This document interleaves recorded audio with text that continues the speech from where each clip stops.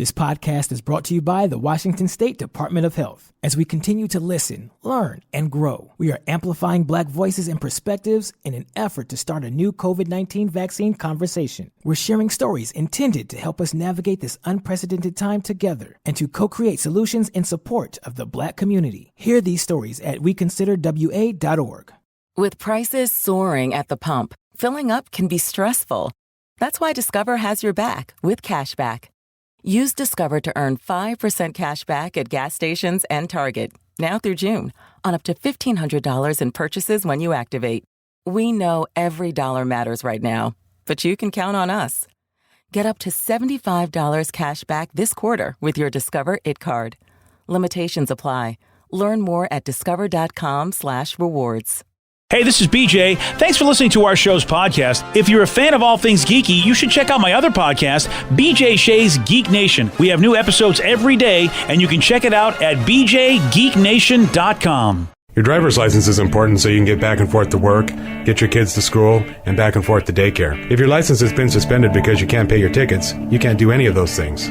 Let's talk about Chapter 13 bankruptcy. You may have heard that tickets cannot be discharged, but they can be dealt with in a Chapter 13 case. Why not come in for a free consultation? The chapter you choose will make all the difference to your getting back legally on the road. Let's design a plan to pay off your tickets and restore your license immediately. I'm attorney Travis Gagne. Please contact me today at choosetherightchapter.com. That's choosetherightchapter.com.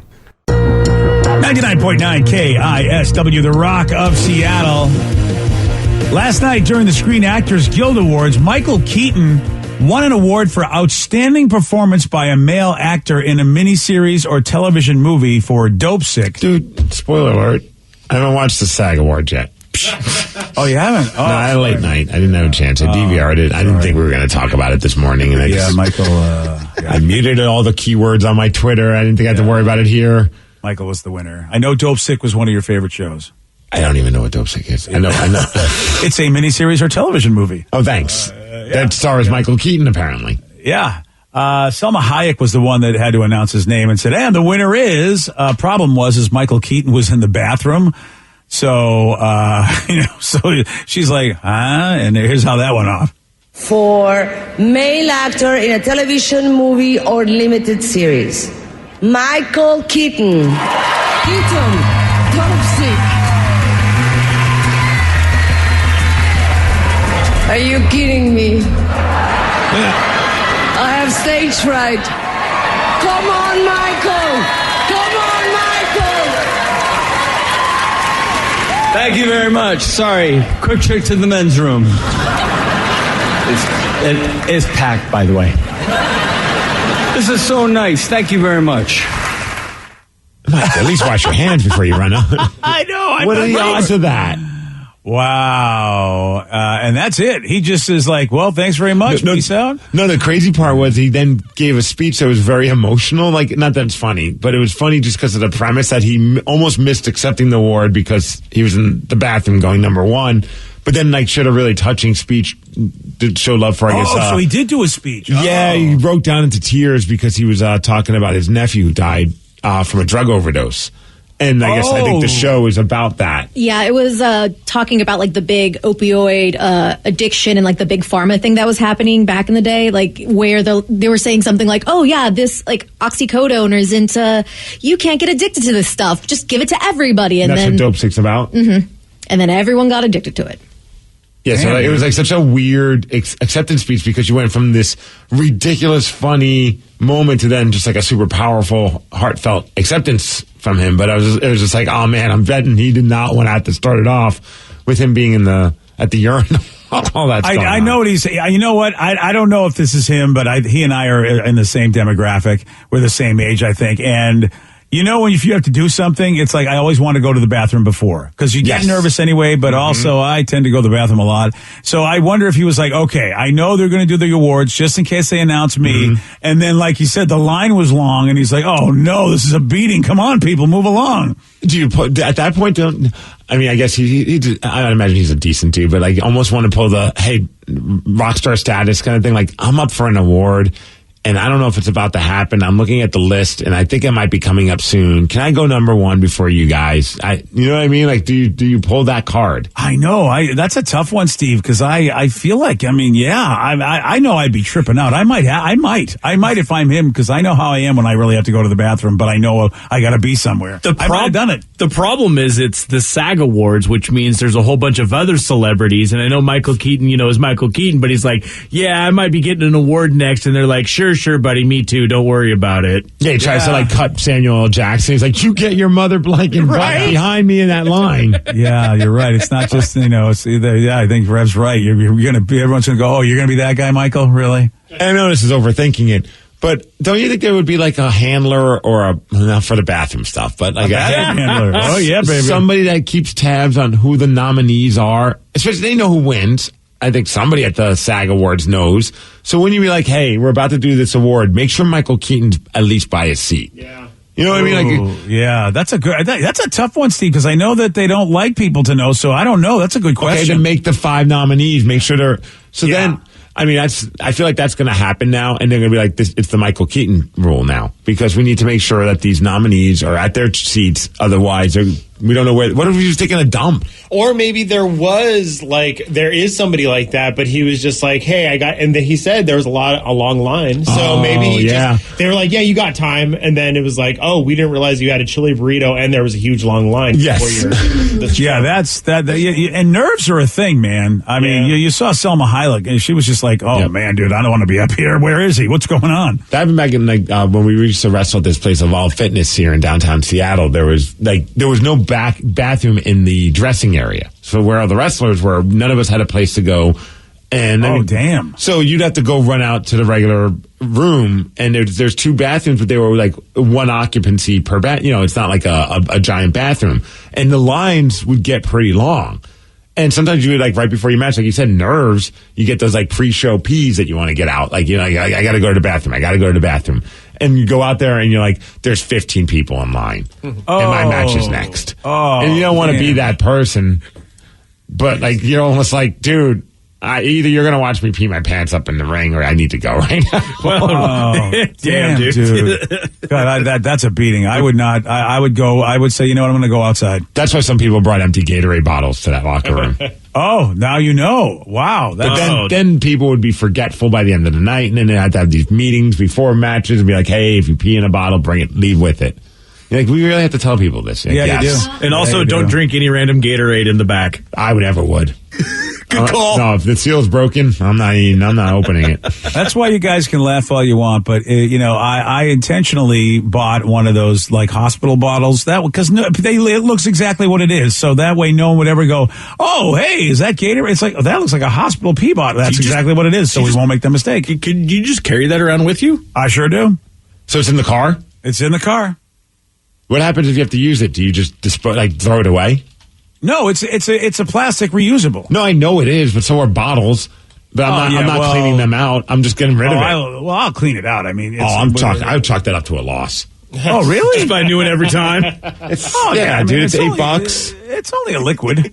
I know, but I know what I mean. It's I know you're right. If it was somebody else's, you're right. I don't think I'd use somebody else's, but I'd use my own. You're 1,000% right. Everything about what you're saying, I still can't do it. I'm still throwing it away. I'd be like, that cost me $8. I'll order another one on Amazon. It's not like I'm going to use it all the time. What am I going to need it maybe once or twice a year tops, if that? You can get a 6-pack for $19. There you go, BJ. Right. Whoa, a 6-pack. There you go. Yeah, that thing's going in the garbage. I'll tell you right now, if you guys want to buy me a 6-pack, and of course that would be a great gift to open up and go, thanks, guys. Actually, I probably would appreciate it though. That would be a weird thing if someone sits in the backseat of your car and they see that. Oh, I have it in a bag because I know that people will be like, what the hell is it? So, that way you don't know what it is, because I get it. I get it's weird to go. But I mean, if you see an empty Gatorade bottle on somebody's car, you know what that's for anyway. No, not always. Sometimes I'll throw it in the back, and I keep meaning to throw it away when I get to a gas station, but I forget. So then like a bottle will be sitting in the back seat forever because we never have anyone sitting in the back. Oh, so you don't have an emergency one yet, huh? You haven't got to that point in your life where you go, okay, I need an emergency bottle in the car. No, but I was glad that I had an empty water bottle in my car when I was at a car wash. I told you about that. Yeah, you were stuck in. I made the bad decision. I thought, I got enough time. And then once I got in the car wash, and then all of a sudden the water psychologically hit me, and I was like, it's go time. So then I'm just like awkwardly peeing in a bottle while the car is being washed. Wow. Nice job. It would have been weird if it was like one of those washes where actually a human being washed your car. You're like, ignore me. Just keep constant eye contact. Yeah. And then you gotta hope it's a long car wash. That's the other thing, man. Oh, it's like, hopefully I can be done before the car wash is done. That's awkward. So for the rest of the crew, like, would you keep BJ's bottle? Would you throw it away or would you clean it? I would probably clean it. Yeah. Like, it's not that bad, to be perfectly honest. Look at you, carbon friendly. I mean, you could just bleach it if you needed to, if you felt you needed to, just to get maybe rid of like any remnant stink or anything. One texter brings up a good point. Urine is sterile. Yeah. Yeah, and you're washing it like with soap. If you can get like garlic off of your plates when you're having spaghetti, I feel like you can be okay. You wash your dishes with your urine? What the hell's going on? Wait, what's going on? Are you kidding me? If you want a fresh lemony scent, that's what you do. It is. All right, Danny, what about you? I'd throw it. Yeah. Oh, yeah. I wouldn't. No, I'm not keeping it. Vicky, I don't know if they make a bottle for the ladies. I mean, they do have the It's shiwi. like a funnel. Yeah. The shiwi, yeah. And the shiwis are not cheap. You got to clean them if you want. I mean, how many shiwis you going to go through? I'm just thinking like how awkward it would be to try to do it in a car. I'd probably have to throw the whole car out just because I'd make a mess. That's a good point. Yeah, But that could be new content for your OnlyFans. Oh, jeez. So You have to pay a lot extra for that. Or they could just buy the car once it's. Yeah. That's a good deal. Yeah, you can get a car dealer to go in on this. Someone says, you guys are talking about that. I just had to pull over and use one of those hospital bottles. Oh, wow. Wow, somebody's on fantastic, your man. someone's on your level. And they're there. angled properly. I mean, they really are better than a regular bottle. I mean, they're designed for exactly what you want to use for. And I said, I don't care anymore. I am going to go for function over looks. Whatever happened to just peeing on the side of the road? That's what I was thinking, too. That's what I would do. I'd just go behind a tree. Whatever happened to peeing outside of a car wash? That too. Yeah, Steve. I feel like, Danny, I think people are really, really not liking to see anybody do anything that could involve you might see their junk, even if they're not facing you. I feel like society is really not digging seeing men's junk right now. Here's my fear, and I always think this sometimes goes to like a certain place, like when we train some places, like there's no bathrooms, like just go outside in the back and around. And so I'm like, I don't want to ever risk that one time where like a family with their kids, and then all of a sudden you're registered like as a sex offender because you're just out there just taking a leak. Yeah, exactly. I don't know if that's necessarily. Like, I might be overthinking it, and it's not true, and you can fight that, but. That would just be like my biggest fear is all of a sudden I'm just going and then like a child sees it and somebody decides to make this their cause. Yeah. Well, I don't know if it would necessarily. I mean, I have that fear too. I think that there is like a law against like public urination though. So at that point, I would just be more worried that I was going to get arrested for that. Which I never understand. There's a law against public urination, but there's not a law against animal urination. And it's not like we are. If all of a sudden you told me there was no law about public urination, it doesn't mean I would go, woohoo, I'm peeing outside every chance I get. It's just for emergencies. So if I got busted for public urination because I had an emergency, I'd be like, are you serious? Do you think I want to be out here peeing like this? And give me a napkin. You got me all over my shoe. Yeah. But, Danny, you're right. It's like sometimes we have some of the dumbest laws and you go, well, okay, but then animals are just doing everything everywhere. See, okay. But I think for like, to your point, Steve, it's like if I was the parent in the situation, like Lily and I are going somewhere and I see a guy peeing, like, I would just be like, yeah, that happens sometimes. Let's just move on. Like, but you're right. There are some people out there. All you need is that one person that decides to go up the ladder. Yeah. And so it says, peeing in public could get you on a sex offender registry. And here's the problem: and that's nuts to me. Yeah, when I grew up, it wasn't like that, as it were. Hey, I see what you did. Yeah, when I grew up, it wasn't like that. I mean, the parents would shoot you. If you saw somebody else like that, oh yeah, he must have to really go to the bathroom bad. It was never anything, right? It wasn't lewd and lascivious. There's nothing sexual about it. No, but now we've turned it into something sexual, and I don't think that's good for society because, your body parts can be used for multiple things, as, a woman who breastfeeds knows. So it's like, why do we have to be, well, that's who we are. We you know what? I think right now we're the make a big deal out of everything society is what we are. Yeah. The smallest problem, we're like, you know what? We're making it a huge problem. I don't know. I've seen my fair share of dudes that like don't even try to hide that they're going to the bathroom, like out here in like the streets of Seattle. Like, oh, you're not even trying to like huddle by a corner or something. It's just full on display. That's a different issue, Vic, I think, than the average Steve or BJ. Or right. Right. That's a different. Other than someone who made a bad choice and didn't go to the bathroom before they left work. Yeah, those are the folks, Vicky, that are also doing other stuff that don't make the city a fun place to go see most of the time. I mean, that's what I would, because I've seen those guys too, and I'm just like, hey, I'm also thinking of like, guys who are at the bar, either get kicked out and they're like, well, here's a good place right outside the bar. Oh, that guy's a drunken idiot. There's a lot of those. Yeah, but he's harmless. He's a harmless drunken idiot. Well, yeah. I mean, unless he pees on your shoe. I was going to say, don't step on my shoes. Those guys, the guys in the daytime peers and then the drunken peers have ruined it for Danny and me, who just want to go outside and enjoy nature the right way. Might I recommend a bottle and a good car wash? There we go. That's it. Someone said you could also just be sitting at a bar and pee your pants, and that's fine. But if you pull your junk out, that's when you get arrested. I don't want to see your junk. Oh, that's an oddly specific comment. Yeah, that's happened before. Does he know from experience? Yeah. That's happened to you, Danny? No. You peed your pants at the bar? No, I said he's done that before. I'm sure he has. I don't think I've ever peed my pants in public either. Oh, you're missing out. I should probably do that. You're missing out. It's the best feeling ever. It's liberating. All right, we've got a popular actor and comedian that just shared a story about a time that his friends staged an intervention for him over Zoom. You're going to hear from him at 8:19 on The Rock. BJ and Migs, mornings on The Rock, 99.9 KISW.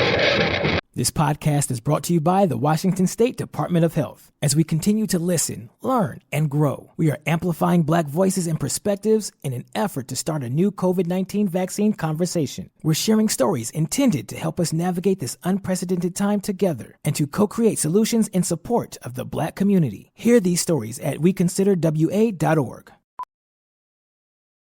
Hello, Discover here to explain our cash back match.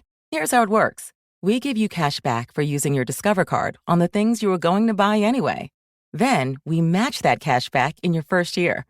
And that's why we call it Cashback Match. Now to recap and say cashback one more time.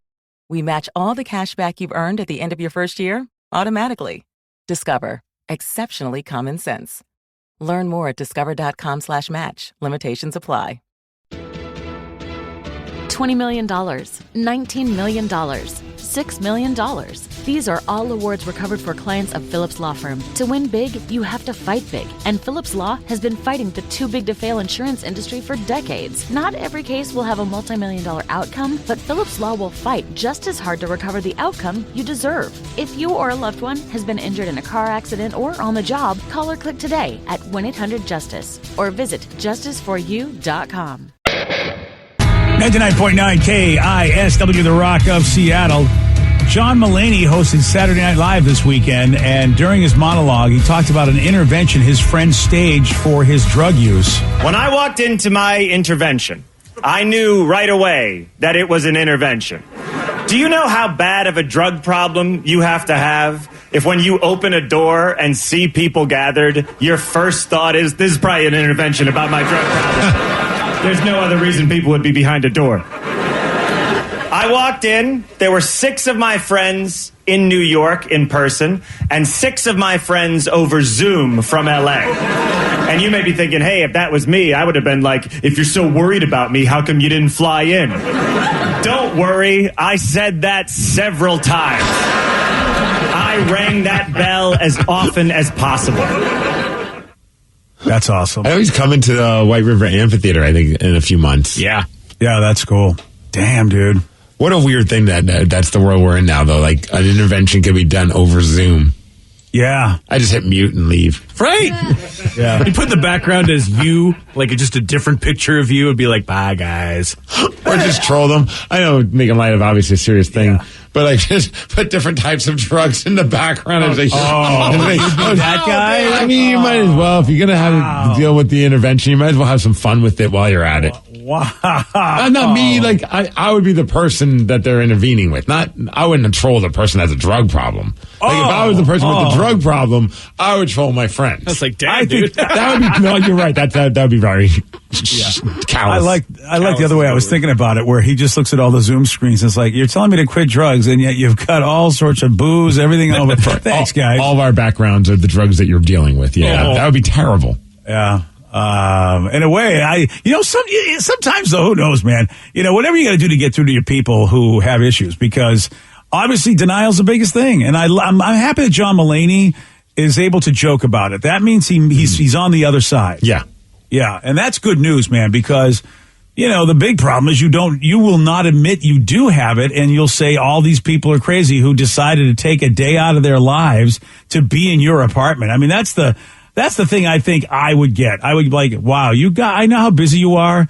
I know there's no way you'd want to be here doing this because you have so much other going. That would be the wake up call for me, because people are so busy and you're all together in one place. I'd have to admit something's wrong with me. Yeah. I'd have to. I mean, it's like, because none of you want to hang out with me. So the fact that you'd be in my place. Well, if there's food involved, then I'm more than down. Oh, all right. We're having an intervention at my favorite Indian food place, BJ. Yeah, that's right. We got to go to Puyallup. We got to go to Karma Indian. Then I will have BJ's intervention. I'll be there for it. Has anyone ever been a part of an intervention? No. I don't think so. Not a serious one. Yeah. Yeah, joking ones. I'm trying to think. I think we had like a group of us maybe at a bar trying to tell her, no, not that kind of intervention, obviously. How great would that be? We decided to go to your favorite place to tell you to stop drinking at Jimmy's Bar. We're at Buffalo Wild Wings, all crushing beers. We're like, dude, you got a drinking problem. Yeah, you do. I remember one time being at a bar and being like, all of us thought that the person they were in a relationship with was not the right person for them, and we all felt that we needed to say something. And that's very rare, but it was just a very abusive relationship. And we're just like, dude, what are you doing? At some point, you just got to, this is not good for you. Don't get out now while you can before you get married and have kids.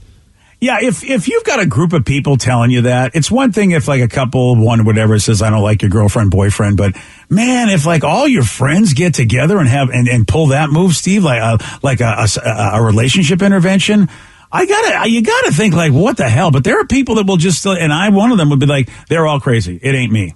Yeah. And I would always worry about that too, is like getting together and doing something like that for a friend, is that they're just going to like think the worst in you and be like, oh, she's great. I don't want to talk to you anymore. Yeah. And I was like, it's not worth it. I don't care if you. We're fortunate in a situation where there's a buddy that we knew would take it well.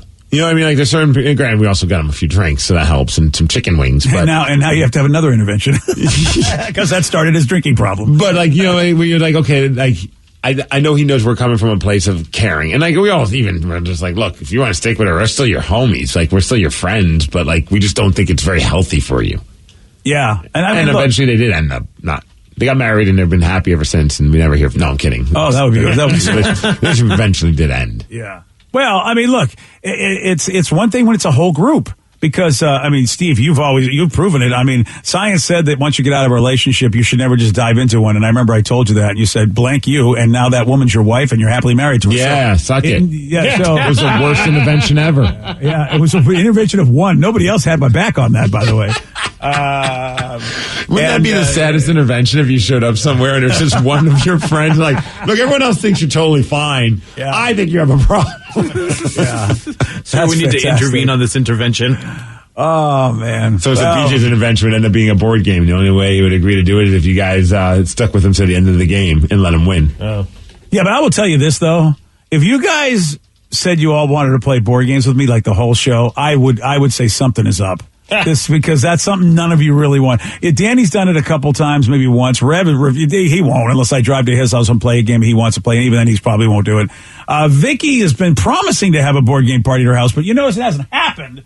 So she's blaming the COVID. But so if you all got together, I would think something was up in a heartbeat. Especially if I showed up. Right. Especially you. Yeah. I'd be like, wait, Steve's playing a board game? What are you guys doing to me? Yeah, what's going on? What's happening? What am I getting punked? What's going on over here?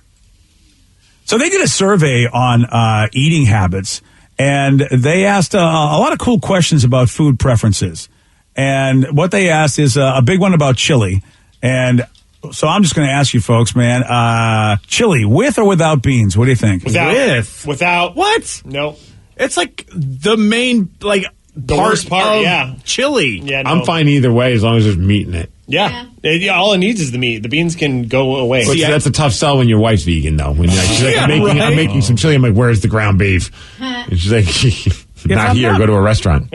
If I'm not mistaken, and look, we've come to appreciate chili with beans, but it was the poor man's chili because beans were never meant to be in there. I think it was just the sauce and the meat, and then the beans were for people who didn't have meat. If I remember reading that correctly, is that chili was just the meat. Yeah. And then they threw beans in there because, they didn't have a lot of money and beans were cheaper. I'd eat chili way more if I was getting chili with meat. Oh, yeah, I want meat. Yeah. When I was a kid, my mom, that was like a meal, but it was different. So she'd make like a chili or a meat chili, but then she'd put it over pinto beans. So it was like, and then you kind of like would mix it all together, but she never made the beans. And so that's why I never liked the beans in it. I was like, no, I just want the chili. The chili's delicious. Chili with just beans feels like a soup. Yeah. Yeah. It's a thick soup at least. Yeah. It's like baked bean soup. And I'd like it over rice, Danny. I like the chili, but you throw it over a nice rice like that. Interesting. I'm not opposed. Yeah, I really like anything with rice at this point. Yeah, that's a good point. Because it reminds me, when you think about it, we go to Indian, Thai, don't we get the rice and we throw all of our saucy mixtures on top of it. Chili seems to me a perfect place to put on rice. There you go. Let's do it. All right, so we're all in agreement on that. Okay. All right, so they ask people, do you prefer salmon that is cooked, or do you like lox, which is cured with salt, or raw as you get it with sushi? Lox. All of the above.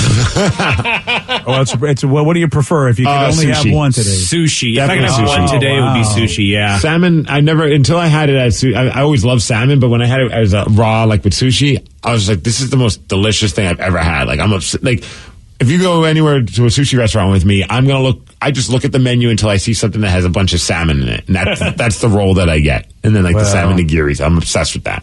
Listen, you and Rev and Vicky, I'm sorry, but people, you're in the minority. Now, Danny is in the super minority. Yeah, it's been a hot minute since I've had bagel with lox. See, and that's my go-to. It's good. Anytime I go to a bagel, like any bagel place, I'm just like, you know what? Give me the lox.